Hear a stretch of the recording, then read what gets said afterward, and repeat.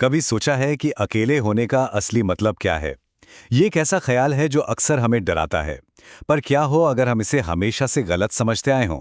चलिए आज अकेलापन और एकांत के बीच के जबरदस्त फर्क को समझते हैं। ये हम सबने महसूस किया है ना?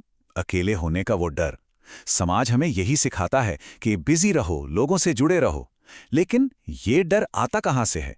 सच तो ये है कि ये डर अकेलेपन का है ही नहीं। डर असल में किसी और चीज का है, कुछ ज्यादा गहरा, कुछ जो हमारे ही अंदर छिपा हुआ है। तो चलिए इस बात की जड़ तक चलते हैं। अक्सर लोग इन दो शब्दों को एक ही मान लेते हैं, लेकिन सच कहूं तो ये दो अलग अलग दुनियाएं हैं। एक में दर्द है और दूसरी में ताकत। सबसे पहले बात करते हैं अकेलेपन की। ये एक दुख है, एक कमी की फीलिंग है। ये महसूस करना कि कुछ कुछ मिसिंग है। ये एक ऐसा दर्द है जो दूसरों के न होने से पैदा होता है। एक खालीपन जो इंतजार करता है कि कोई बाहर से आके उसे भरे। ये वो हालत है जिससे हर कोई भागना चाहता है। और फिर है एकांत। ये अकेलेपन से बिल्कुल अलग है। एकांत एक खजाने की तरह है। ये अपने आप में पूरा होने का एहसास है। इसका मतलब ये नहीं कि बाहर कोई नहीं है, बल्कि ये है कि भीतर आप खुद मौजूद हैं। ये अपने साथ रहने की कला है। एक ऐसी जगह जहां खालीपन नहीं, बल्कि एक अंदरूनी ताकत महसूस होती है। तो आप देख सकते हैं, जमीन आसमान का फर्क है। अकेलापन दुख, कमी और डर लाता है, वहीं एकांत समृद्धि, पूर्णता और शक्ति को जगाता है। ये एक ही सिक्के के दो पहलू नहीं हैं, ये दो बिल्कुल अलग अनुभव हैं। ये लाइन इसे कितनी खूबसूरती से बताती है ना? सारी बात बस इस पर है कि हमारा फोकस कहाँ है, बाहर दूसरों पर या भीतर खुद पर। और यही बात हमें हमारे अगले पॉइंट पर ले जाती है। अच्छा, अब इसे एक और लेवल पर लेकर चलते हैं। ये सिर्फ फिजिकली अकेले होने की बात नहीं है, ये हमारे अंदर के शोर और खामोशी की भी बात है। कभी ऐसा हुआ है कि दिन भर कुछ खास काम नहीं किया, फिर भी शाम को एकदम थके हुए हैं? कहते हैं कि हमारे शब्द हमारी एनर्जी को चूस लेते हैं। हर बार जब हम बिना जरूरत के बोलते हैं तो हम अपनी ताकत को बाहर फेंक रहे होते हैं। हम थकते नहीं हैं, हम खाली हो जाते हैं। ये छोटी सी कहानी बहुत कुछ कह जाती है। बोलना कई बार मन की बेचैनी निकालने का एक आसान तरीका लगता है, लेकिन ये हमारी अंदर की ताकत को भी निचोड़ लेता है। जो शांत है वो अपनी मौजूदगी से बोलता है, और जो अशांत है वो अपने शब्दों से सिर्फ शोर करता है। एक गुरु ने एक बहुत बातूनी लड़के को एक हफ्ते तक चुप रहने को कहा। पहले दिन तो वो पागल ही हो गया, एकदम बेचैन। दूसरे दिन उसे अपने अंदर की आवाजें सुनाई देने लगी। तीसरे दिन वो अपने ख्यालों को बस देखने लगा, उन्हें जज किए बिना। और 7वें दिन तक एक बहुत गहरा बदलाव आया। उसने कहा, आज मैं खुद से मिला हूं। और यही तो असली बात है।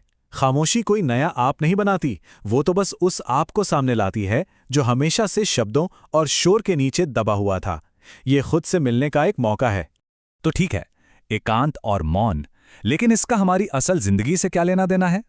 इसका सीधा कनेक्शन है हमारी पर्सनल ग्रोथ और अपना सही रास्ता खोजने से। भीड़ में एक अजीब सा नशा होता है ना, एक सुरक्षा की भावना मिलती है। ऐसा लगता है कि हम बहुत तेजी से आगे बढ़ रहे हैं, तरक्की कर रहे हैं, क्योंकि हर कोई उसी दिशा में भाग रहा है। ये रफ्तार का एक धोखा है। लेकिन एक बहुत बड़ा लेकिन है यहां पर। उस रफ्तार का क्या फायदा अगर कोई गलत दिशा में दौड़ रहा हो? एकांत एक कंपास की तरह है। ये हमें रुक कर ये पूछने की हिम्मत देता है कि क्या मैं सही रास्ते पर हूं? ये हमें दूसरों की नकल करने के बजाय अपनी खुद की दिशा खोजने में मदद करता है। ये कहानी इस बात को एकदम साफ कर देती है, दूसरों से आगे निकलने का कोई मतलब नहीं है अगर हम अपनी ही मंजिल की ओर नहीं जा रहे हैं। तेज होना तरक्की नहीं है, सही दिशा में चलना ही असली तरक्की है। तो आखिर में ये एक चुनाव है जो हर किसी को करना पड़ता है। भीड़ सुरक्षा देती है, लेकिन इसकी कीमत हमारी आज़ादी और हमारी असलियत होती है। ये हमें तुलना करना सिखाती है। दूसरी तरफ एकांत हिम्मत मांगता है, लेकिन बदले में ये हमें हमारी अपनी दिशा और सच्ची आज़ादी देता है। अब हम उस पॉइंट पर आ गए हैं जहां आकर ज़्यादातर लोग पीछे हट जाते हैं। वो आखिरी दीवार जो हमें एकांत को अपनाने से रोकती है, और वो है डर। हम सब यही सोचते हैं ना कि हम अकेलेपन से डरते हैं, उस खालीपन से डरते हैं, पर सच कुछ और है। डर असल में खालीपन का नहीं है। असली डर है खुद का सामना करने का।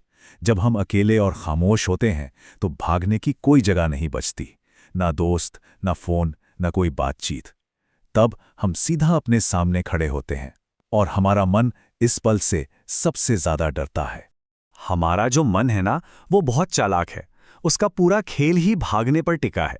वो हमें या तो भविष्य की चिंता में उलझाए रखता है या अतीत की यादों में। वो जानता है कि अगर हम शांति से बैठ गए तो उसका कंट्रोल खत्म हो जाएगा। इसलिए वो हमें उकसाता है, उठो, कहीं जाओ, किसी से बात करो, बस खाली मत बैठो। तो इस डर को एक दीवार की तरह नहीं, बल्कि एक चौराहे की तरह देखना चाहिए। ये एक फैसले का मोड़ है। एक तरफ भीड़ का आरामदायक शोर है और दूसरी तरफ खुद को खोजने का मौका। और इस चौराहे पर दो ही रास्ते हैं। एक रास्ता है डर कर वापस भीड़ के शोर में लौट जाना, जहां सुरक्षा तो है पर अपनी कोई पहचान नहीं।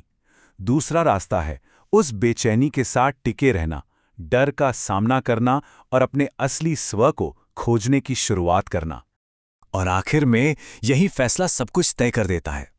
जो डर से भागते हैं वो भीड़ का हिस्सा बनकर खो जाते हैं, लेकिन जो उस डर के पल में ठहर जाते हैं वो पाते हैं कि अकेलापन एकांत में बदल गया है और वे असल में खुद बन जाते हैं। ये चुनाव ही सब कुछ है। तो सवाल ये नहीं है कि डर है या नहीं, सवाल ये है कि जब कोई उस बाउंड्री लाइन पर खड़ा होता है तो वो चुनता क्या है, भीड़ के आरामदेह शोर में वापस भागना या